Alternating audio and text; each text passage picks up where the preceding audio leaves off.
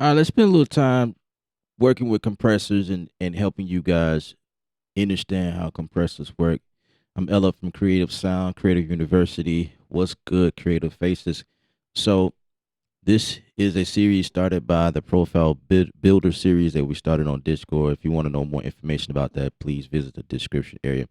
So, if we're looking at this, here's my drums, and I'm going to reset this. So you some of you guys wondering how to get your drums to knock a little harder. I'm gonna deactivate this. The first thing is that you want to pick sounds that are great at first. So when you make a beat, you definitely want to go after stuff that already sounds pretty good right out of the box because that just makes your job a lot easier and you don't have to do as much work.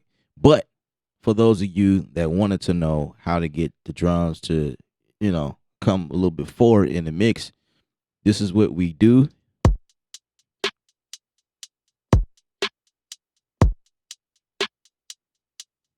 So right now, that's what my drums sound like.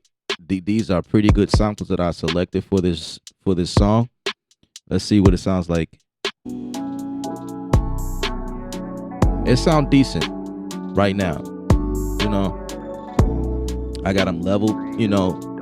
Pretty decent in the mix. All right, but what if I wanted to knock a little harder? No problem. I'm gonna turn on this compressor, and this is a stock compressor. So what I'm gonna do here is, so if I'm breaking it down, the threshold is where things are squashing. You know what I mean? You open it up, you close it. It controls the transients, as you can see down here at the bottom. It's already controlling the transient. So if I just open this all the way up, I'm trying to get it to default. But here's my input, and most compressors work the same way. Compressors are different than others. There are some that are analog sounding, some that have like tube sound in there, some a little warmer than others, some is quicker than others, some are slower than others. They all do different things. You know what I mean? But this is something basic, just basic right here.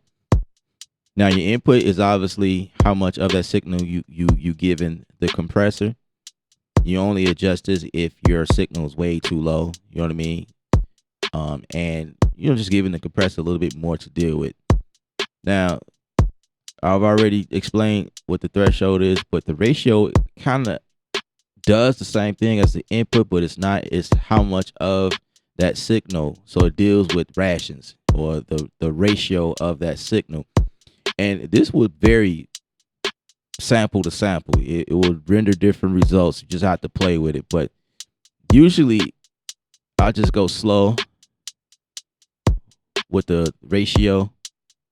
Your attack. Now, this is the other way around. Your attack deals with the slope in the beginning, before the compressor actually takes it and do whatever it does with it. So your attack is like how fast you want your compressor to work, or how fast you want your compressor to hit the drums or the bass or whatever you're dealing with in the situation. So your attack, and we can see a visual representation somewhat, I think. And then your release here just is the opposite of your attack, dealing at the far end of that signal. It's just how long you want the compressor to work before it starts to dial back or cut off. So if you give your release a little time, so it's going to react real fast, as you can see. And we can see the gain reduction here in the blue in this little section. So as we increase, you see how slow it reacts. So this means that the release is allowing the compressor to just stay a while longer. And this might be good for bass sounds or vocals, things that are longer. But when we dealing with transients, it's not necessary.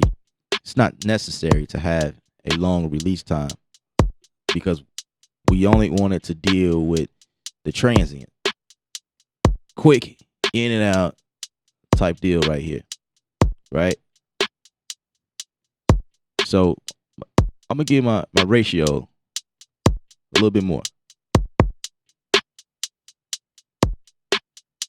so we can kind of hear a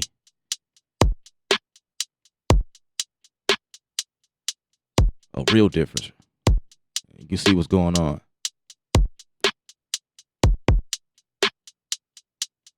Now that's not a desirable sound for me. I'd rather open my attack so it can smack like that.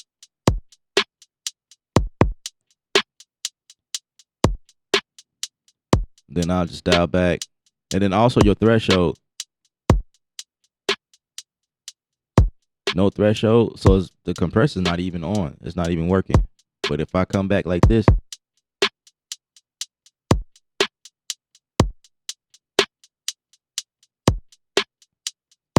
so the best way you know it's working is pretty much listening to it and you can see it reacting. And that might be a little bit too much. So I think right around there is good. Another one we deal with is some type of transient master or control. I use Native Instrument Transient Master all the time for drums. That's how I get my drums to knock like this. But Bitwig has one built in. So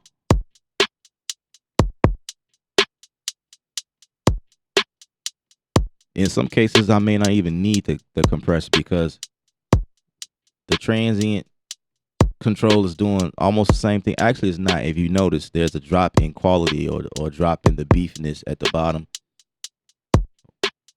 or it's not giving me all of that attack. So I might use something like this and then just dial back some. And it's the same deal here, attack, release, but it's just these two. And that's all it's doing is dealing with the time and the gain of each section. So my attack is this is what it's reflecting, and my sustain, which is reflecting the release. And that's all it's doing. But I might dial this into taste.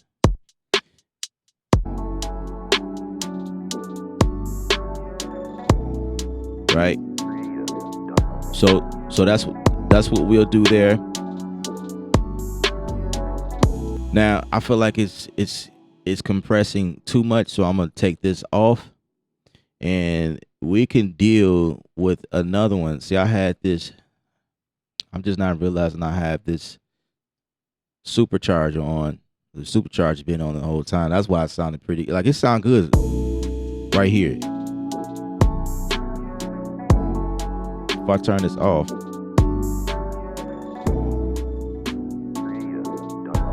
now it's. So if I take this and move that to the side and deal with the compressor down here.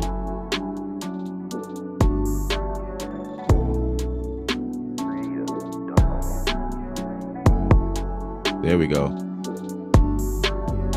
So now I'm dealing with the input because I feel like the signal's too weak. So I'll push a little bit more in the compressor. And that's a desirable sound for me.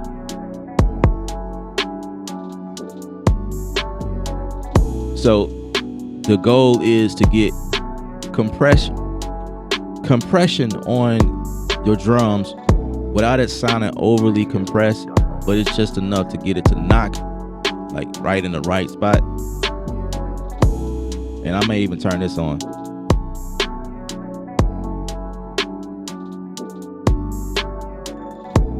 Just a little bit.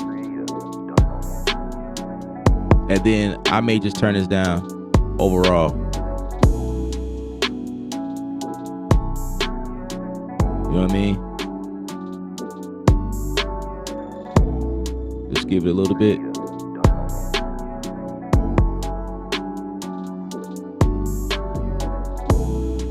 And that's perfect right there. Let me show you another compressor, which is the isotope. I'm sorry, not it is isotope.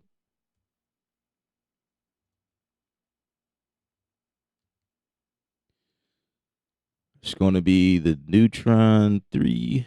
All right, so this is another compressor, and again, they all kind of do the same thing. So I'm gonna turn these off. All right, going to do the same thing. So my ratio is at 2.1. That's cool. So then let's dial.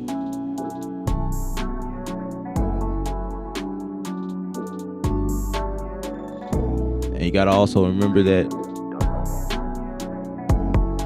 when you start compressing, you lose signal.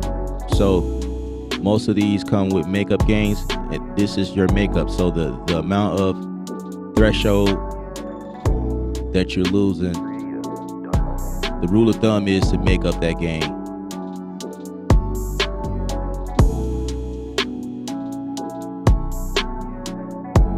That sounds good. And you can see a graph representation here of what's going on. See, my release is catching all of the transients. It's really reacting towards the kick more so than anything.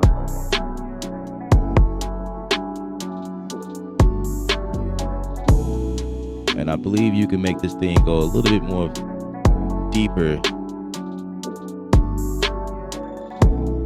I'm not going to focus on that right now, but this is just basic stuff. You can see my gain reduction here is at look like 3 point something, and then I gave 15.2. Actually, I gave it more gain because like the overall signal was weak, so I could have just turned it up here, the overall gain of that bus, but it sounds pretty good to me.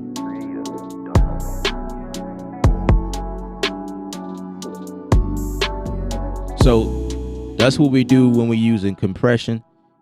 You want to give it a healthy compression. You don't want to go where your signal is like going beyond like weird, in the red, and that's how you know that your trackage is probably too loud and you trying to chase that. So you got to use your compression a little bit. You got to be responsible, because you could definitely overwork your compressor, which might be something you are going for, and there are times where you will go overboard for compression to give you that different type of sound. But like for something like this, it's just all about getting the mix perfect and not overdoing your compressor. You just want something that you want it to be at a level that it can be heard and resonate through like phone speakers, laptop, iPad, car radios, stuff like that. So, again, picking sounds that works like right out of the gate, and then you add like compression and things like that for just give it a little bit more of a boost or a glue sound, and that's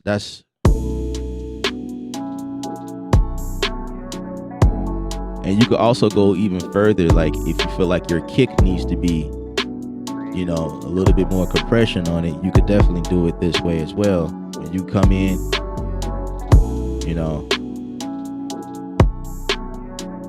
that's just killing it right there. But I don't need that. So my kick is dry because I picked a really cool kick. And I also EQ'd it. Also, EQ plays a big part in getting the sound to push through as well. When we're talking about resonating on different systems or whatnot. You know what I mean? But yeah, I just curved down, curved out a little bit of low end. It gave it like a little sheen, so it can, these things matters when you playing it over over over phone speakers, of course. Yeah. So that was pretty much it in a nutshell. Again, that like compression is used on vocals, is used on bass, is used on some of everything, but you just gotta, this is basic stuff. I just want to show you guys, and like I say, this is really dialing in a little bit deeper for you guys that are participating in the profile builder. And I guess this will be a video for just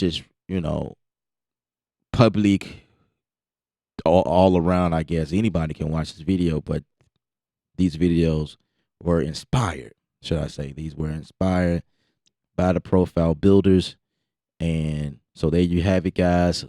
Be looking for it for more videos in the future, for like just quick ideas and concepts, how to get your mix to sound a little bit better than what they may have sounded like before.